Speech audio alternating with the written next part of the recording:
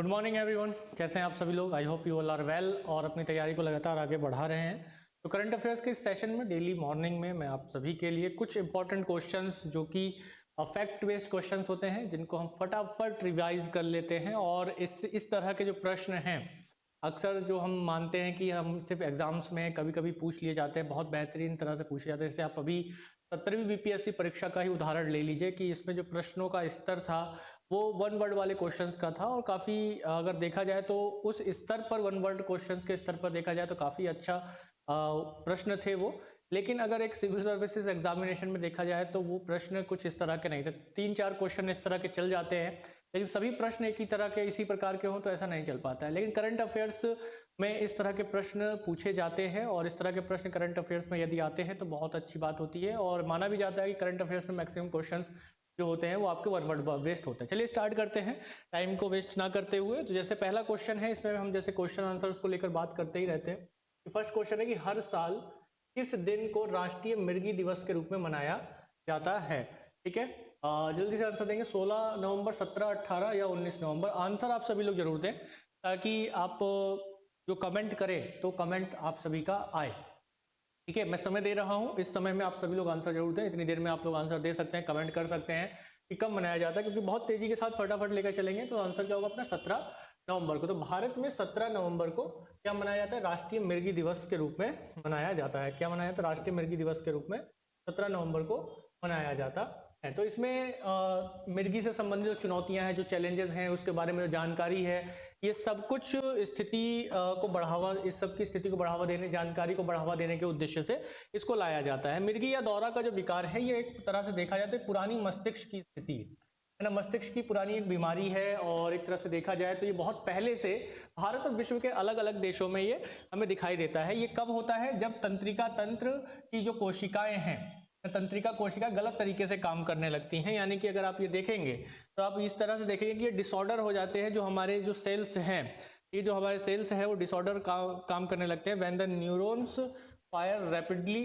Eight once. यानी कि अगर आप देखेंगे कि इस दौरे तब पड़ते हैं जब जो न्यूरॉन्स हैं एक साथ तेजी से काम करना शुरू कर देते हैं। ठीक है, ये बहुत तेजी के साथ काम करते हैं। फायर रैपिडली एट वंस, एक टाइम पे बहुत तेजी के साथ काम करते हैं। कॉजिंग अनयूजुअल मूवमेंट, जिसकी वजह से क्या होता है, आप शरीर में देखते हैं कंपन बहुत तेजी के साथ उत्पन्न हो जाता है और बहुत तेजी के साथ अनयूजुअल एक्टिविटीज हमें दिखाई देती है। बहुत तेज, जैसे हाथ पैर का झंझनाहट होना, पैरों का झंझनाहट, मतलब बहुत तेज तेज झंझनाहट होना शुरू हो जाती है, जिससे असमान हरकतें उत्पन्न होती हैं, संवेदनशील भावनाएं या व्यवहार में बदलाव आना शुरू हो जाता है। तो ये एक असामान्य कहा जा सकता है तो मस्तिष्क गतिविधि है और इसकी जागरूकता की हानि का कारण बन सकती, इसकी जागरूकता जो है, इसकी इस तरह की जो असामान्य जागरूकता है, इसकी जागरूकता ना होना हानि का कारण बन सकती है और ये असामान्य मस्तिष्क गतिविधि जागरूकता की हानि का कारण बन सकती है। दौरे के बाद ठीक होने के में जो है समय लगता है और एक पल से लेकर घंटों तक का समय इसमें लग सकता है।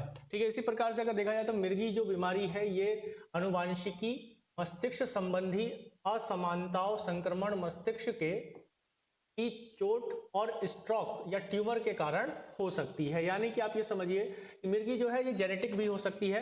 आप देखेंगे कि ये बीमारी जो जेनेटिक हो सकती है, ब्रेन का अब नॉर्मल होना है, यानी कि मस्तिष्क में असमान पहले से जो बीमारियां चल रही हैं उसके किसी प्रकार का संक्रमण हो सकता है, मस्तिष्क में चोट लग सकती है, स्ट्रोक है या ट्यूमर है उसके कारण ये बीमारी हो सकती है, या इसके चीजें हमें देखने को मिलती है। लेकिन प्रभावित लोगों में से आधे लोगों को इसके कारण का पता नहीं रहता है, वो अज्ञात रहते हैं कि किस कारण से हुआ है। तो कब मनाया जाता है मृगी दिवस? ये 17 नवंबर को भारत में मनाया जाता है। अगले प्रश्न की ओर बढ़ते हैं।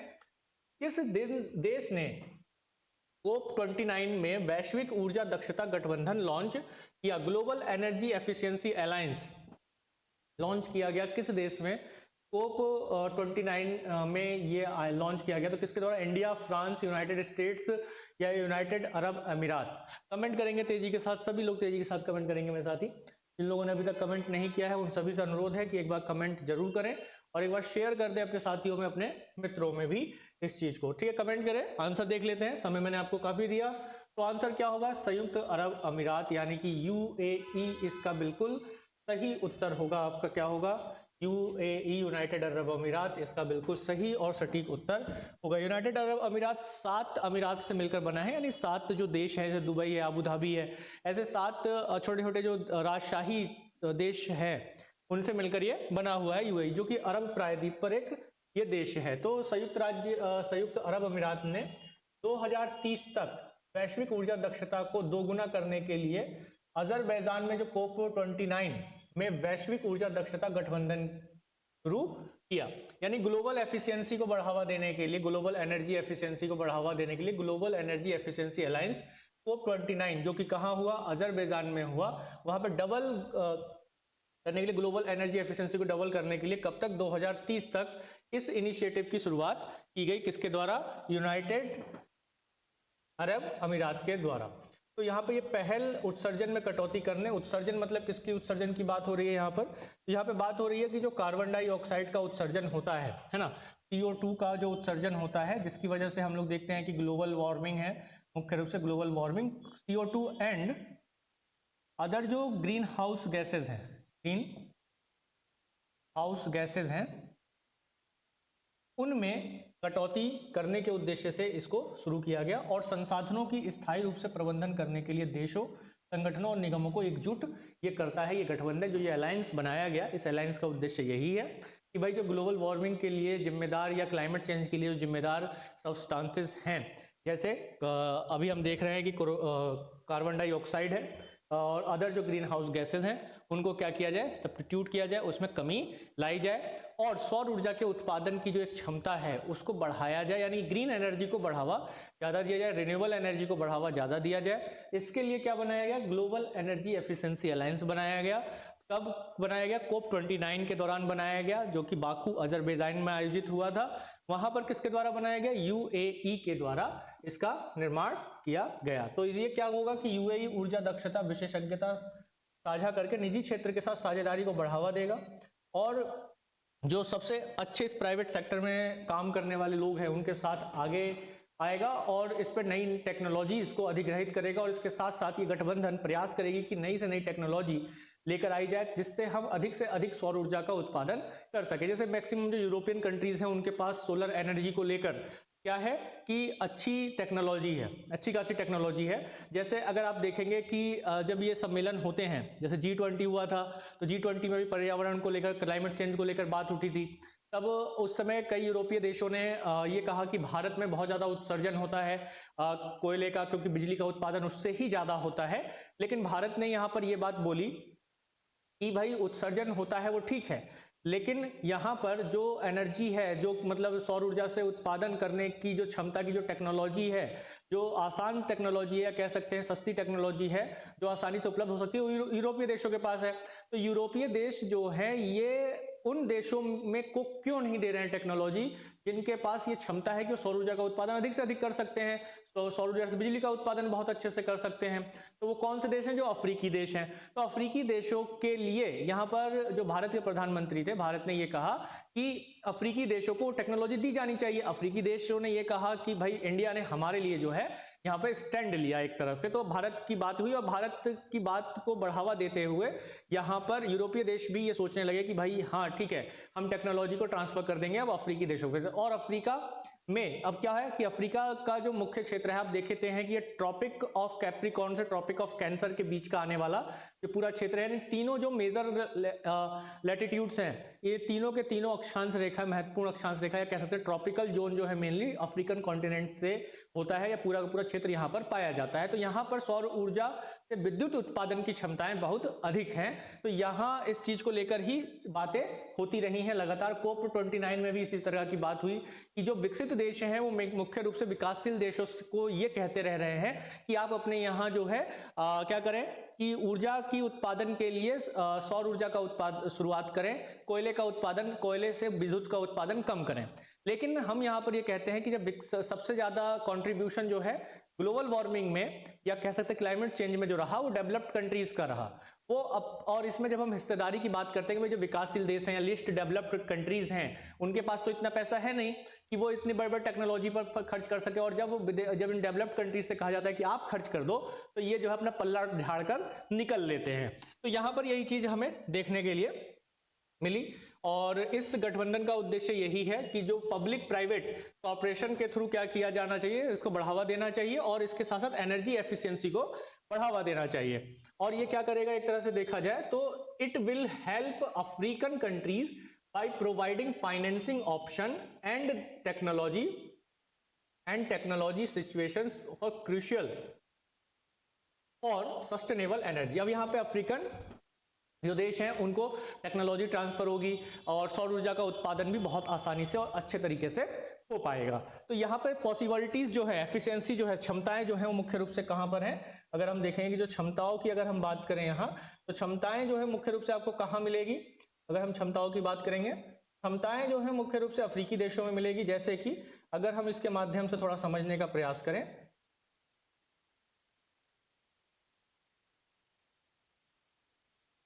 ये तीन प्रमुख रेखाएं, काल्पनिक रेखाएं, अक्षांश रेखाएं हैं। इसको आप सभी लोग जानते भी हैं, समझते भी हैं। जैसे ये 23.5 डिग्री उत्तर क्या है? कर्क रेखा है। इसी तरह से ये 23.5 डिग्री दक्षिण क्या है? आपकी मकर रेखा है। तो इनके बीच का जो ये क्षेत्र है मेरे साथियों, ये क्या है? आपका उष्णकटिबंधीय क्षेत्र है। उष्ण कटिबंधीय क्षेत्र है, यानी कि ट्रॉपिकल जोन है। ठीक है, इसी ट्रॉपिकल जोन में अगर आप देखेंगे तो अफ्रीका जो देश है, अफ्रीका जो पूरा कॉन्टिनेंट है, पूरा अफ्रीका कॉन्टिनेंट की अगर आप बात करेंगे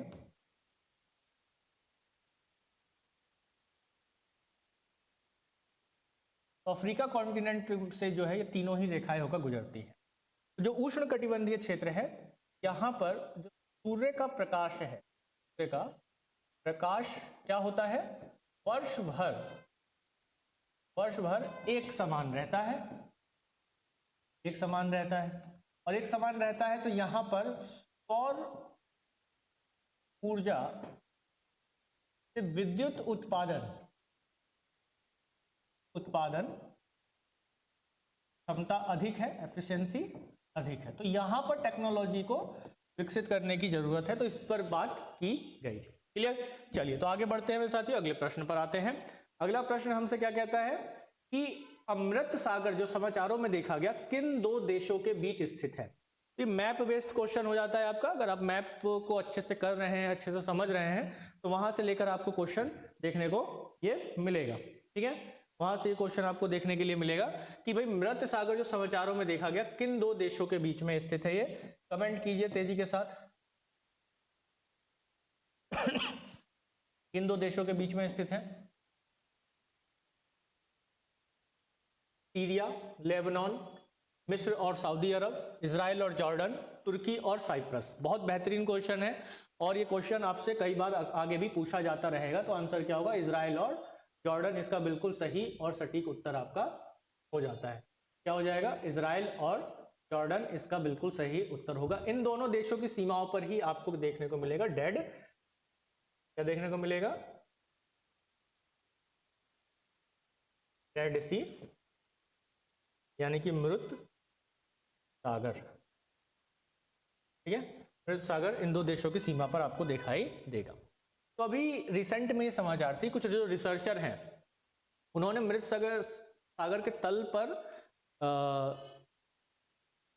पर अगर आप देखेंगे तो कुछ ऐसी चिमनियां मिली हैं जो उच्च नमक भूजल के क्रिस्टलीकृत खनिज द्वारा बनाई गई हैं। मतलब कि आप देखिए जो डेड सी है, इसमें क्या है कि इसमें कोई फ्रेश वाटर का सोर्स नहीं है, जिसके कारण क्या है, यहाँ की जो सैलिनिटी है वो बहुत ज्यादा है। क्या है? सैलिनिटी बहुत ज्यादा है। और सैलिनिटी ज्यादा है तो वहां पे क्या है कि नमक की चट्टानें क्रिएट हो गई हैं, नमक की चट्टानें बन गई है। अगर इसे सरल भाषाओं में कहूं तो उसमें जो है नमक की चट्टानें, नमक जम जम के क्या हुआ है, चट्टानें बन गई हैं। तो उसी को लेकर इसमें ये समाचारों में रहा। इसे सॉल्ट सी के नाम से भी जाना जाता है। ठीक है, इसे क्या किस नाम से जाना जाता है? सॉल्ट सी के नाम से भी इसे जाना जाता है। और अगर सॉल्ट सी कहा जाए तो किसे कहा जाएगा? मृत सागर कहा जाता है। जॉर्डन और इजराइल के बीच में ये एक खारी झील के रूप में है। इसका जो पूर्वी तट है, ईस्टर्न कोस्ट है, वो जॉर्डन में है। ठीक है। और इसका जो वेस्टर्न कोस्ट आप देखेंगे तो वो इजराइल और वेस्ट बैंक के बीच में है। वेस्ट बैंक यानी कि ये वो क्षेत्र है जहां पर फिलिस्तीनी कंट्रोल है, और इजराइल और फिलिस्तीन का जो युद्ध वाला क्षेत्र है वो यहाँ पर हमें देखने के लिए मिलता है। तो ये दुनिया भर में सबसे नमकीन जल निकायों में से एक है। इसमें अगर आप देखेंगे तो इसकी जो नमक की क्षमता है, लवणता है, सैलिनिटी है, वो कितना है इसमें पाया जाएगा? इसमें पाया जाएगा 34.2% लवणता, सैलिनिटी इसमें पाई जाती है। यानी कि इसमें सैलिनिटी इतनी ज्यादा है, यानी कि इसका पानी नमक के कारण इतना गाढ़ा है कि अगर आप इसमें डूबना चाहेंगे तो डूब नहीं सकते, यानी आप इसमें आत्महत्या करना चाहें तो नहीं कर सकते। कभी मन करे कि भाई पत्नी से जो है या गर्लफ्रेंड से नाराज होकर या दुखी होकर आप चाहे कि मैं जा रहा हूं डेड सी में आत्महत्या करने, तो आप कूदना भी चाहेंगे और तो उसमें कूद जाएंगे, लेकिन मरेंगे नहीं, वो वापस आपको ऊपर फेंक देगा, यानी इतनी सैलिनिटी इसमें होता है। तो इसमें तैरने जैसा ही लगता है। और झील का कोई भी आउटलेट नहीं है। आउटलेट यानी कि अगर आप कहें तो इसमें कोई भी किसी तरह का फ्रेश वाटर जो है नहीं आता है कहीं से, क्योंकि अगर फ्रेश वाटर अगर आएगा इसमें तो क्या होगा कि इसकी सैलिनिटी कम होगी। जैसे अगर आप देखेंगे कि जो समुद्री क्षेत्र हैं उनमें नदियां गिरती रहती हैं, इस कारण से जो है उन समुद्री क्षेत्रों की सैलिनिटी मृत सागर से कम है, क्योंकि उसमें फ्रेश वाटर, मीठा पानी मिलता रहता है। लेकिन इसमें कहीं पर मीठा पानी नहीं मिलता है, और पानी मुख्य रूप से क्या हो जाता है? वाष्पित हो जाता है, और जिससे ये है शैवाल और सूक्ष्म जीवों को छोड़कर जीवन रहित हो जाते हैं। इसमें बस जो सैलाइन वाटर में पनपने वाले जीव हैं और या जो शैवाल हैं, एल्गीज हैं, उनके अलावा इनमें जीवन, उनके अलावा कोई और जीवन इनमें नहीं पाया जाता है, मृत सागर में नहीं पाया। तो कहां पर है ये? इजराइल और जॉर्डन के बॉर्डर पर ये दिखाई देता है। Next question, super typhoon Manyi ने हाल ही में किस देश को प्रभावित किया? Vietnam, Singapore, Philippines, Malaysia. Vietnam, Singapore, Philippines, Malaysia. Comment करके बताएंगे एक बार सभी लोग, जल्दी से कमेंट करेंगे, आप लोगों के पास समय है। तो भाई ठंड तो हो रही है, अच्छी खासी ठंड हो रही है उत्तर भारत में, तो हमें अपने दिमाग को अपने क्वेश्चंस पर स्थिर करना है। तो ठंड जो है दिमाग से निकल जाएगी। ठंडी भी जो है वो किससे होती है? दिमाग से, जब हम महसूस करते हैं तब होती है। फिलहाल आंसर क्या होगा यहाँ पर? फिलिस्तीन, फिलीपींस इसका बिल्कुल सही उत्तर होगा। क्या उत्तर होगा? फिलीपींस। फिलीपींस अगर आप देखेंगे तो ये साउथ ईस्ट एशिया में आने वाला देश है, और टाइफून मैन ई एक महीने में उत्तरी फिलीपींस में आए 6 बड़े तूफानों में से एक था, जिसमें अगर आप देखेंगे तो 195 किलोमीटर प्रति घंटे की जो रफ्तार से तेज हवाएं यहाँ पर चली। अभी रिसेंट में आप देखेंगे कि एक स्थानीय पवन, एक स्थानीय हवा, जो कि स्थानीय हवा या स्थानीय पवन की अगर हम बात करते हैं, जैसे कि आपने देखा होगा कि अभी सांता आना द डेविल विंड के नाम से जाना जाता है, जो अभी अमेरिका में आया, यूएसए में आया, और इसने कैलिफोर्निया में जो तबाही मचाई है वो हम सबके सामने ही है। बहुत ही सूखी हुई यानी शुष्क विंड है ये, हम सभी लोग इस चीज को जानते हैं। इसने कैट टुंडुआसेन प्रांत को प्रभावित किया, और इस तूफान की वजह से कम 3 ग्रामीण लापता हो गए और घर नष्ट हो गए। यानी कि ये जो तूफान है ये मुख्य रूप से कहां पर आया? नाम टाइफून है। टाइफून साउथ ईस्ट एशिया में, जिधर आप कहेंगे थाईलैंड है, फिलीपींस है, लाओस है, इधर वाला जो पूरा क्षेत्र है, इन क्षेत्र में टाइफून कहा जाता है चक्रवात को। हमारे यहाँ क्या कहा जाता है? चक्रवात कहा जाता है। ठीक है, कई कई जगहों पर बिलीज कहा जाता है, कई कई जगहों पर जो है अलग अलग नामों से जाना जाता है चक्रवातों को ही। ठीक है, तो यहाँ पर जो चक्रवात आया उसका नाम क्या है? टाइफून का नाम क्या था? मैन ई था, जो कि फिलीपींस में आया। नेक्स्ट क्वेश्चन लेते हैं। मगरमच्छ न्यूट की एक नई प्रजाति काओ बैंग मगरमच्छ न्यूट किस देश में खोजी गई? वियतनाम, चीन, थाईलैंड, जापान। अब ये मत कहना कि चीन में, क्योंकि चीन लोग ये सब खा जाते हैं, इसीलिए चीन में नई प्रजाति खोजी गई। कुछ और भी आंसर हो सकता है, आंसर जरूर देना। ठीक है, तेजी के साथ फटाफट आंसर देंगे सभी लोग। क्या आंसर होगा देख लेते हैं। तो ये वियतनाम में अभी नई एक प्रजाति खोजी गई। आंसर क्या होगा? वियतनाम होगा। ये भी साउथ ईस्ट एशिया में आने वाला एक देश है। ठीक है, साउथ ईस्ट एशिया में आने वाला एक देश है। तो काओ बैंग मगरमच्छ न्यूट, या आप इसे टाइलोट्रीटोन कैलियोनेसिस कह सकते हैं, वियतनाम में पाई जाने वाली एक नई खोजी गई प्रजाति है, और ये 3300 फीट से अधिक ऊंचाई पर पहाड़ी जंगलों में ये रहता है। जहाँ शुष्क वर्षा मतलब ड्राई और जो रेनी फॉरेस्ट है, रेनी वेदर है, वहाँ ये पाया जाता है। इसकी जो लगभग 5 इंच ये लंबा होता है और इसका शरीर मोटा, खुरदरा और मगरमच्छ जैसा होता है। इसकी आकृति कुछ मगरमच्छ जैसी होती है, इसीलिए इसे क्या कहा जाता है? मगरमच्छ कहा जाता है। छोटा आकार होता है इसलिए इसे न्यूट कहा जाता है। तो ध्यान रखना है क्या है? काओ बैंग है ये, ठीक है।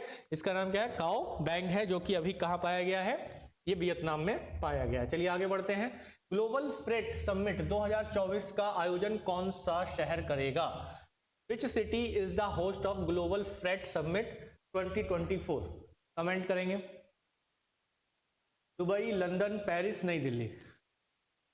दुबई, लंदन, पेरिस, नई दिल्ली। कमेंट करेंगे सभी लोग। तो आंसर क्या होगा यहाँ पर? दुबई बिल्कुल सही उत्तर होगा आपका। क्या आंसर होगा मेरे साथियों? दुबई। ग्लोबल फ्रेट समिट 2024 का आयोजन कौन सा शहर करेगा? तो दुबई का आयोजन करेगा। तो ग्लोबल फ्रेट समिट 18 नवंबर को दुबई में शुरू हो चुका है ये, जिसकी मेजबानी डीपी वर्ल्ड ने की। और ये 3 दिवसीय कार्यक्रम रहा। 155 देशों के 5000 से ज्यादा नेता इसमें शामिल हुए। और इसका विषय क्या था? कल के अवसरों तक पहुंचने के लिए आज काम करना, ठीक है। Acting today to reach the opportunities for tomorrow, ये इसका क्या रहा? थीम रहा, इसका विषय रहा। इस चीज पर ध्यान रखना है। इसमें क्या चर्चाएं हुई? एआई को लेकर डिस्कशन किया गया, ब्लॉकचेन, शिपिंग और एक फ्लेक्सिबल जो ट्रेड रूट्स हैं उन पर ये बात की गई। भारत की अगर हम बात करें तो विप्रो है, टेक महिंद्रा है और एमआरएफ टेक है। ऐसे भारतीय कंपनियों ने भी इसमें भाग लिया। नेक्स्ट क्वेश्चन पर आते हैं। भारत के नए नियंत्रक एवं महालेखा परीक्षक के रूप में किसे नियुक्त किया गया? जितेंद्र कुमार, के संजय मूर्ति, अर्धेंदु सिंह, भास्कर खुलबे। आंसर आना चाहिए सभी का। कमेंट कीजिए। जो कैग अभी नए रिसेंट में कौन बने हैं? जल्दी से कमेंट करेंगे सभी लोग। तेजी के साथ कमेंट करें। के संजय मूर्ति होंगे। के संजय मूर्ति। के संजय मूर्ति को भारत का नया नियंत्रक एवं महालेखा परीक्षक कैग नियुक्त किया गया है। इन्होंने अभी गिरीश चंद्र मुर्मू का स्थान लेंगे, जम्मू कश्मीर के पहले उपराज्यपाल थे। और ये नियुक्ति भारत के राष्ट्रपति द्वारा संविधान के किस अनुच्छेद में दिया गया है? 148 में। जो कैग के बारे में बताया गया है कि जो कैग की नियुक्ति होगी वो भारत के राष्ट्रपति द्वारा की जाएगी, जो कि आर्टिकल 148 में बताया गया है, ठीक है। तो अभी अगर आप देखेंगे तो के संजय मूर्ति अभी वर्तमान में एजुकेशन मिनिस्ट्री में हायर एजुकेशन डिपार्टमेंट में सचिव के रूप में काम कर रहे हैं। तो अपनी वर्तमान भूमिका में वे जो शिक्षा के लिए, जो उच्च शिक्षा के लिए, हायर एजुकेशन के लिए कुछ पॉलिसीज हो सकती हैं उनकी वो देखरेख कर रहे हैं। और इस पर आगे क्या बढ़ावा दिया जा सकता है, किस तरह के नए एक्सपेरिमेंट किए जा सकते हैं, नए तरीके के एजुकेशन सिस्टम को कैसे डेवलप किया जा सकता है, कैसे और महत्वाकांक्षी बनाया जा सकता है, इस पर वे वर्तमान में काम कर रहे हैं। चलिए अभी कौन बन जाएंगे? K Sanjay Murthy. Next question. Bharat का SAT-N2 या GSAT-20 किस प्रकार का उपग्रह है जिसे स्पेस एक्स के फाल्कन 9 रॉकेट द्वारा लॉन्च किया गया? स्पेस एक्स के फाल्कन 9 रॉकेट द्वारा लॉन्च किया। एक नेविगेशन सैटेलाइट है, कम्युनिकेशन सैटेलाइट है, मौसम निगरानी उपग्रह है या पृथ्वी अवलोकन उपग्रह है? कमेंट करेंगे मेरे साथी सभी तेजी के साथ। क्या आंसर होगा इसका? तो ये एक संचार उपग्रह है, कम्युनिकेशन सैटेलाइट है। तो भारत का GSAT-N2 या GSAT-20 कम्युनिकेशन सैटेलाइट है जिसे स्पेस एक्स के फाल्कन रॉकेट के द्वारा अभी रिसेंट में लॉन्च किया गया है। इस चीज को ध्यान रखना है। और इसे इसरो की जो अंतरिक्ष विभाग है, एक न्यू स्पेस इंडिया लिमिटेड के द्वारा इसे विकसित किया गया। ये क्वेश्चन कई बार इस तरीके से बनेगा कि जो GSAT-N2 है या 20 है, ये किस तरह का सैटेलाइट है? तो ये कम्युनिकेशन सैटेलाइट है। क्लियर है? तो इस चीज को ध्यान रखेंगे।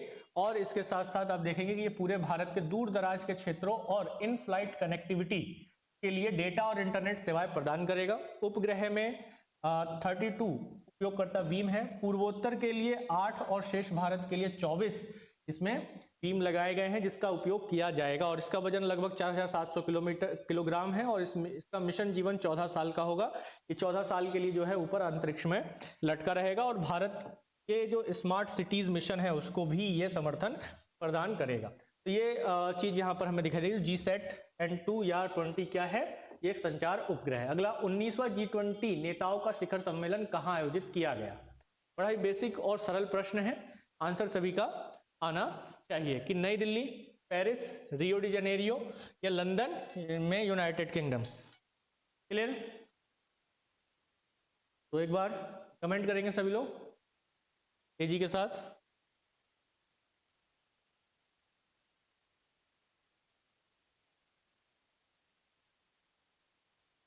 जो 19वां G20 नेताओं का शिखर सम्मेलन हुआ, ये कहाँ हुआ?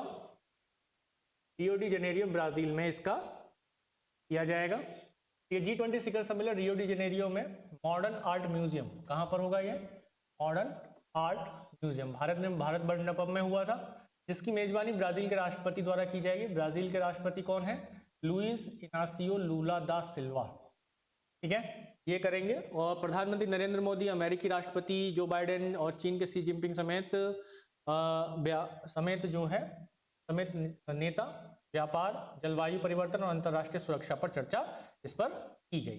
ठीक है, चर्चा इस पर की गई। और प्रधानमंत्री मोदी ने इसमें सामाजिक समावेशन यानी कि सोशल इंक्लूजन और भूख और गरीबी के खिलाफ लड़ाई विषय पर शिखर सम्मेलन को संबोधित किया। इस बार का जो G20 का शिखर सम्मेलन का जो थीम था वो क्या था? Social inclusion and the fight against hunger and poverty. ये इस बार का थीम रहा था, इस चीज को ध्यान रखना है। ठीक है, 1999 में G20 को स्थापित किया गया। 2008 में राष्ट्राध्यक्षों और सरकारों के लिए एक मंच बन गया ये। इसमें 19 देश और एक यूरोपीय यूनियन इसमें शामिल है। ठीक है, जिसमें संयुक्त राष्ट्र और विश्व बैंक जैसे विशेष आमंत्रित सदस्य भी शामिल होते हैं। G20 के फैसले और पॉलिसीज जो हैं, फैसले नीतियों को प्रभावित करते हैं, देश की जो पॉलिसीज है उसको प्रभावित करते हैं, लेकिन कानूनी रूप से ये बाध्यकारी नहीं होते हैं। तो इसी में ही ये कहा गया था कि भारत जो है ज़्यादा से ज़्यादा कोयले का उत्पादन करके इलेक्ट्रिसिटी जनरेट करता है। तो हमने ये कहा कि भाई यूरोपीय देशों के पास ज़्यादा टेक्नोलॉजी है, उस टेक्नोलॉजी को ये सस्ता करके अफ्रीकी देशों क्यों नहीं दे रहे हैं, ताकि वो इलेक्ट्रिसिटी जनरेट करें ज़्यादा से ज़्यादा। और वो इलेक्ट्रिसिटी जनरेट करेंगे तो भाई उनसे हम बिजली खरीदेंगे, हम सभी लोग खरीदेंगे। तो इससे उन जो अफ्रीकन देश हैं उनका भी विकास होगा, उनको रोजगार भी मिलेगा, और जो समस्या बन रही है क्लाइमेट चेंज की वो समस्या भी खत्म होगी। तो ये बात इसी सम्मेलन में पीएम मोदी के द्वारा बोली गई थी, जिसके बाद अफ्रीकी देश ने जो है एक तरह से भी कहा कि भाई ये तो भगवान आदमी है, ये तो हमारे लिए सोच रहा है और कोई देश सोच ही नहीं रहा है। और दूसरा कि यूरोपियन देशों का मुंह बंद हो गया है ना। तो ये जो शुरू से ही अगर देखा जाए तो पश्चिमी देश जो भी रहे हैं ये एक तरह से भारत को कम आंकने का प्रयास करते रहे हैं। चलिए आगे बढ़ते हैं, अगला प्रश्न लेते हैं। पूर्वी समुद्री गलियारा भारत और रूस के किन दो शहरों को जोड़ता है? ठीक है, Eastern Maritime Corridor connect which two cities of India and Russia? Mumbai, Moscow, Bhubaneswar और मॉस्को, चेन्नई और व्लादिवोस्तोक, कटक और सेंट पीटर्सबर्ग।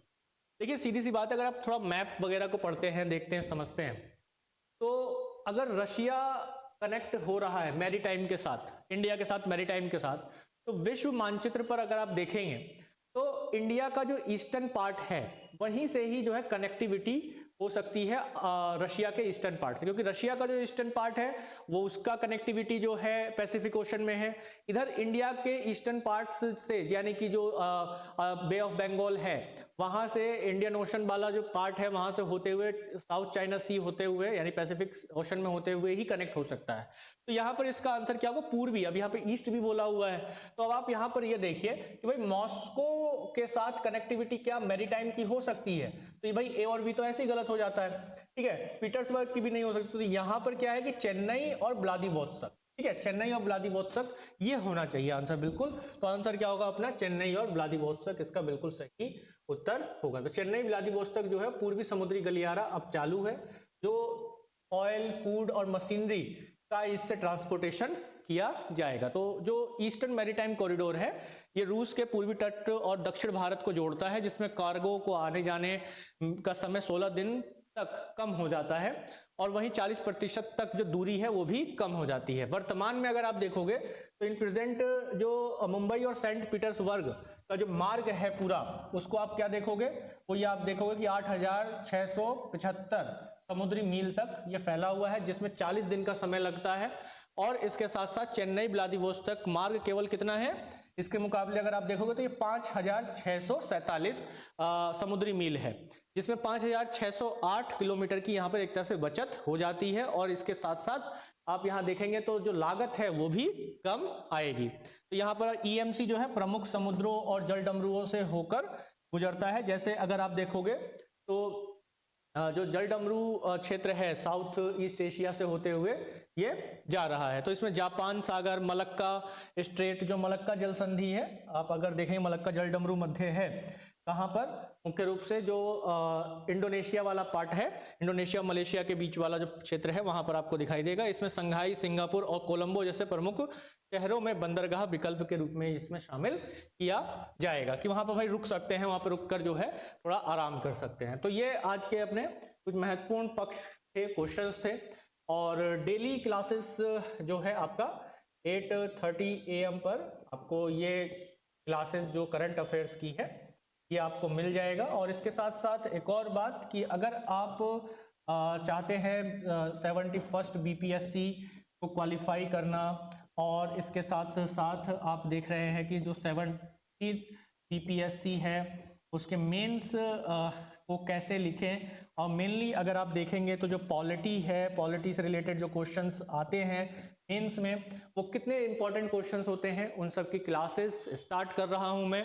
तो उसके लिए आप ज्ञान IAS एकेडमी में जरूर आएँ। और पॉलिटी रिलेटेड जो क्वेश्चंस का फ्रेमवर्क है, कैसे बनेगा, कहाँ से क्वेश्चंस क्रिएट होते हैं, जब हमें ये राज पता चल जाते हैं तो बहुत सरलता के साथ हम लोग ये एग्जाम क्वालिफाई कर पाते हैं। तो बहुत ही सरलता के साथ आप सभी को ये पता चल जाएगा कि भाई कहाँ से ये क्वेश्चन बन रहे हैं। तो वो सारा कुछ तरीका बताऊंगा जादुई तरीके से। तो आप सभी लोगों का स्वागत है ज्ञान IAS एकेडमी में। तो आप सभी साथी आमंत्रित हैं, बैच स्टार्ट होने वाला है, तो तुरंत अपना एनरोलमेंट कराएं और जुड़ जाएं ज्ञान IAS एकेडमी के साथ। आप चाहे 71वीं परीक्षा के लिए तैयारी करना चाहते हैं, फाउंडेशन या मेंस के लिए तैयारी करना चाहते हैं, तो आए ज्ञान IAS academy Patna. Thank you everyone, जय हिंद।